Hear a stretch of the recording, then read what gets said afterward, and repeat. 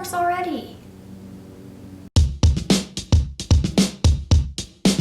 What is up, friends? I hope you've been amazing since I've last seen you over here on this channel. Today's video is going to be a TMI Tuesday, and for those of you who are new and are like, what does that even mean? It is where you ask me questions and I provide you too much information. Clever, I know. I started it like 6 years ago and you guys have asked me so many cool questions over the years. So if you do have something that you would like to know about me or a question in general, leave it down below in the comments and I will hopefully pick yours for the next TMI Tuesday. But let's jump into questions. First question comes from Nadia B, and you are asking, are we gonna stay in this apartment for a while? So we moved into this place in May and we really like it. It's a great space, it's super light and open. The only downside is the area. It's a little bit sketchy sometimes and there isn't a ton of space in here. I know that sounds kind of bratty because it's a 2-bedroom apartment, but moving from a 3-bedroom house into a 2-bedroom, 1-floor apartment has definitely been a bit of a struggle for us. Just to be able to have our own alone time and be able to do our own things, it's a little bit tough sometimes. So I don't think we'll be here forever. I don't think that we'll be in the city forever. I definitely wanted to live here at least for a little while. And I think Glenn did too. He's never really experienced living in a city. But when we're looking to have kids, I don't think either of us is comfortable raising them in a city. We are definitely rural people. So I think that that'll probably be where we kind of end up. But for now, it's awesome and we're really grateful to be here. Paris Delaney, you're asking if you could choose any celebrity's lips, whose would it be? I wouldn't choose a celebrity. I would choose a YouTuber and it would totally be Tanya Burr. Girl has good lips. Laura Alice, you asked an awesome question. What did you find easier, moving to Australia or moving back to Canada? See, now I found this interesting because I think a lot of people would feel that moving to Australia and like having never been there in the first place and just like picking up your life and moving overseas and not knowing what to expect would be the scary thing. And in all honesty, it really wasn't. That was more so of, if you're just gonna jump, you have to jump and you have to do it. Whereas coming back here was really tough because we had already full on had to set up life in Australia. Like we owned a house, we had a car, we had stuff. And bringing all of that over here was a huge experience. It definitely was a lot more difficult than I ever anticipated it to be.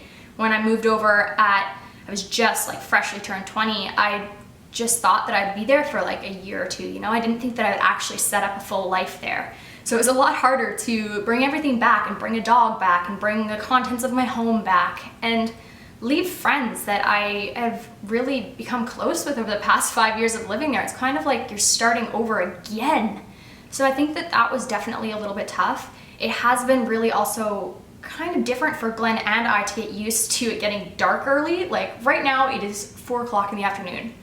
You can't tell, but I have a ton of lighting to light this scene. Like it's dark, it's getting dark. It's gonna be dark in half an hour and it's like, oh. Sarah, you were asking me some awesome questions actually. Okay, first one was, if you could only ever brush your teeth or brush your hair again, what would it be? Hands down, it would be brushing my teeth. I have to brush my teeth. I don't care about my hair. I could shave my head for all I care, but I need to brush my teeth.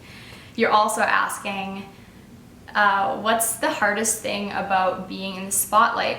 I think one of the most, I wouldn't really say difficult, but something that's been really kind of hard to come to terms with and really be comfortable with is that no matter what, when you put yourself out there, people are going to have opinions. And it's really tough sometimes when you are trying to grow up yourself. You see people online that look like they have their shit together. They look like they have everything sorted. And let me tell you, that is never true. No one ever has their shit together. None of us do. Like I wish we did, but none of us do.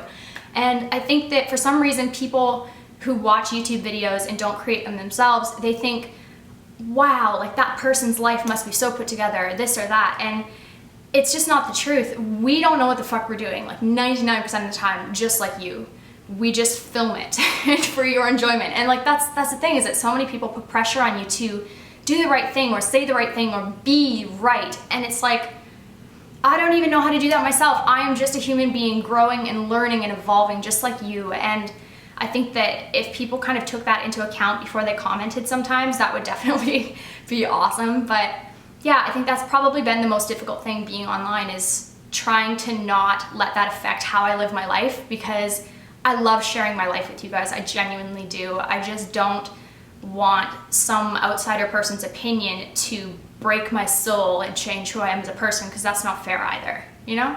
It's finding the balance. Shannon, you are asking, how often do you wash your hair? I've seen a lot of bloggers talking about shampoo being a conspiracy. So I wash my hair maybe like twice a week. I'm that person that's like, I could probably just wallow for another day.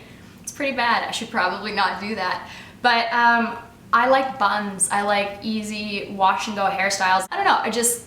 I like when my hair looks nice, but I also am just very wash and go. Do be aware that if you're not washing your hair and you still are using things like dry shampoo, that's totally great to extend your time, but you can't rely on it to be like a week's worth of washing just in dry shampoo. Like that's fine if you do it for like a day or two and then wash it out, but like if you're building dry shampoo on dry shampoo on dry shampoo, like think about it. It's sucking all the oil out of your hair. It can't be good for your scalp. Your scalp is suffocating and your hair is falling out because of that. Hope that makes sense. Chelsea Logan, you're asking a hilarious question. You said tips to faking being a good adult. And I love that. So if you guys have any tips for faking being a good adult, leave them down below in the comments because I would love to read yours. But my tip for faking being a good adult is knowing when to ask for help. I think that not enough people just ask for help straight up. Like you are allowed to. It is nothing wrong with saying, I don't understand this, or I would like someone to give me a hand with this. I think that that is good adulting when you can just admit that you don't know what you're doing. Violet Drenkov, you're asking, how has your perspective of Canada changed once you moved back from Australia? You said that you lived abroad for a while and when you moved back home, it didn't feel quite the same. I totally feel you on that. I really expected to kind of jump back into Canadian life in the way that I knew it. And of course, that's an impossibility. I was a teenager living in Canada. I grew up in Canada, but I haven't lived most of my adult life in Canada. And there's a lot of different things that you just wouldn't have noticed being a kid, or you wouldn't have really noticed being a teenager. Like, I don't know, for example, our banking system. It is absolutely horrible in Canada. Like it's actually crazy. Like Glenn and I will go to do something that's super simple to do in Australia, and like, you have to hop like 6 hoops and jump over a bridge in order to get it done here. And it's like, but why? It doesn't have to be that difficult. So there's certain things that are kind of like, it feels like you're bashing your head against a wall of like, the rest of the world does it like this. Can we not get on board? So there's definitely been things like that. Personally, I feel like, I don't know, I thought that it would be a lot easier to assimilate back into the weather. I really didn't expect to be so affected by the rain. Vancouver rains a shitload, like a lot. And I used to live here, so I know that, like I get it. But coming back into it has definitely been difficult for me. It's weird little things like that that you don't really think are going to affect you or your life, and it actually does. Yeah, I don't know. I'll definitely update you guys on that again in the future once I've really thought some more about that. I am really, at the end of it though, proud to be Canadian, and I think that living abroad really truly brought that home to me, that is a huge piece of my identity. I am Canadian and I'm so proud of that, and I'm grateful for that. And I don't really know if you can appreciate where you're from as much if you don't travel. I don't know, maybe. Let me know in the comments. I'd love to know your thoughts on this. Michaela Armitage, you're asking, can I make a recipe channel? All the food you cook looks amazing. I am assuming that you follow me on Snapchat. I love Snapchatting a lot of my meals. If you don't already follow me, it's just Karissa Pukas is my username. But I'm not gonna make a recipe channel, like a dedicated channel, but I would really like to start doing some more recipes and actually properly filming them on YouTube. It's really quite strange though. I need to set it up. Typically, I like to film very in the moment. Like I'll just sit down and go and do it, you know? When I have to plan filming, like plan doing like a recipe thing and actually like get my shit together basically, I find it really difficult, and I don't really cook using exact recipes really, so it's kind of hard to narrate what I'm doing as I'm going. I'm kind of like, yeah, dash of this and dash of that, but I will try. I will make more of an effort. Jasmine Le Breton is asking, what is your view on the pressure put on women to have children and raise a family, and the concept of it being a waste if the woman chooses to focus on her career and her own life instead? You know, everything is different for every individual, right? And I can only speak from my own opinions and my own thoughts on this. Personally, I think that if you want to go after your career and you're going hard, then you do you. Like, that is so cool that we have the opportunity to do that, and it's not so heavily pressured that like, you have to have a baby. Like, it's not like that. It really truly isn't. And don't let other people make you feel otherwise, because it totally is your choice. Personally, I don't see why you can't do both. I mean, I think about when I visit my grandma in the home, and she had a stroke earlier this year, and she is like 24/7 care. And when I visit her in there is people in there that don't have anyone, you know, like they don't have kids, they don't have friends because they've all died, they don't have anyone in their life around them, and they're just growing old by themselves and then they die. And I find that so sad. And for myself, I wouldn't want to do that. But everyone is different again. If you are fulfilled through your friends, or if you're fulfilled through your nieces and nephews, or if you fucking hate kids, who knows? Like, who knows what your situation is? There's no shame in not wanting that. There's no shame in wanting to do something that is marching to the beat of your own drum, even though it doesn't technically make sense to even call it that, because who cares if you have kids or not? It's your own personal preference. But I think for myself, in my opinion of it, I think you can do both. And I know that if I didn't do both, I think that I would feel unfulfilled. Nada Marie, you were asking, what other names did your parents have in mind for you before you were born? Oh my God, are you ready for this? My parents were actually seriously considering calling me Marley. Sure, thanks Karen and Sheldon. It's a lovely name, but all I can think of is like that fucking dog movie where I just cried my eyes out. I don't know. Let's just pretend that's not happening. Sarah Daly, you're asking, how do I keep warm in the winter without looking like a chubby sloth?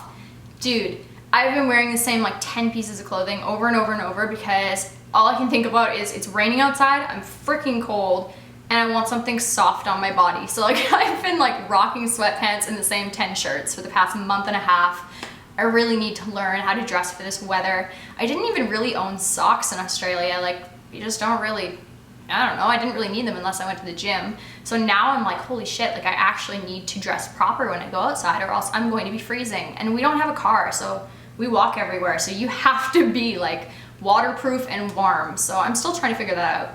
If you guys have any suggestions for brands to check out of like warm, protective rain gear, please let me know down below, because I'm not really sure. I'm still figuring that out for myself. Sophie Johnson, you were asking, if I were to keep fish, what type would I keep? I wouldn't keep fish because I would kill them all. I am a absolute awful fish owner. I tried having fish as a teenager and I constantly killed them, and I feel awful about it, and I think the responsible thing to do would be to never ever own fish again. Turns out they're really temperamental when it comes to the water and the temperature of the water and light and their food and everything. I can't keep them alive. Nicole Kazan, you're asking, when was the last time I played hockey? Good question. Last time I played hockey was actually in Australia. I brought all of my hockey gear over, what year was it? Maybe 3 years into living in Australia. I brought all my gear over because there used to be, well there still is, but I used to live near a hockey rink in the Gosford area. They had like drop-in hockey teams and like all ages teams, and it was a lot of fun.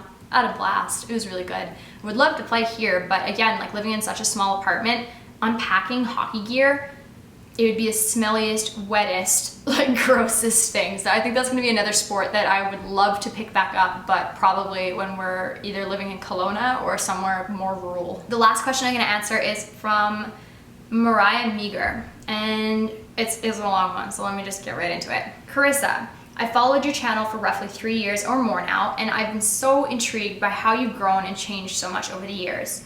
We all do, but your personal growth seems so positive. I remember last year when you were visiting in Canada, you made a blog explaining your absence, happiness, and many other things, but I felt like you weren't at the best point in your life. I would love to know, how did you transition from being in a low point to where you are now? That is a wonderful question, because it is something that I am still trying to figure out every single friggin' day. Happiness is not linear. Don't let anybody tell you that it is. And that is one of the first things I think you need to learn in order to take control of feeling positive and acting positive and putting your best foot forward, because no, every single day is not on an equal playing field. Some days you wake up and you have shit going on in your life that's just so fucking and you're trying so hard to be happy, you're trying so hard to be positive, but some days you just won't be. And I think that for myself, accepting that it's not always going to be rainbows and butterflies every single day was a huge step for myself, because I don't know, again, I think it's the online thing. You see people online and you're like, oh, they're so positive all the time, and they're always so inspirational, and this and that and this and that. Hate to break it to you, but like maybe 1% of the population, if that, is actually like that all the time. And I swear to God, it's probably saved for like saints and like some type of meditational guru. I don't know, maybe monks, but it's not your average everyday person. Your average everyday person struggles with shit every single day and makes a positive effort at trying to retrain their brain to think in different ways. And that's what I've been really trying to do over the past couple of years. I've changed a lot in the 6 years that I've been doing YouTube. I was a totally different human being, and I'm so proud of that because that needs to happen. You can't just stay the same person forever. My personal growth has changed a lot in the years, probably not as quickly or as noticeably as my physical change has, but I've made a conscious effort every single day to at least try and work on one thing. It's not about a big overhaul. It's not about changing your life completely and doing a 180. Things don't happen overnight. It is a total uphill climb of growth, and there's going to be pitfalls, there's going to be bad days, but you can get through it if you just know that you're not expected to be doing anything in a certain way. You know, whatever is right for you is right for you.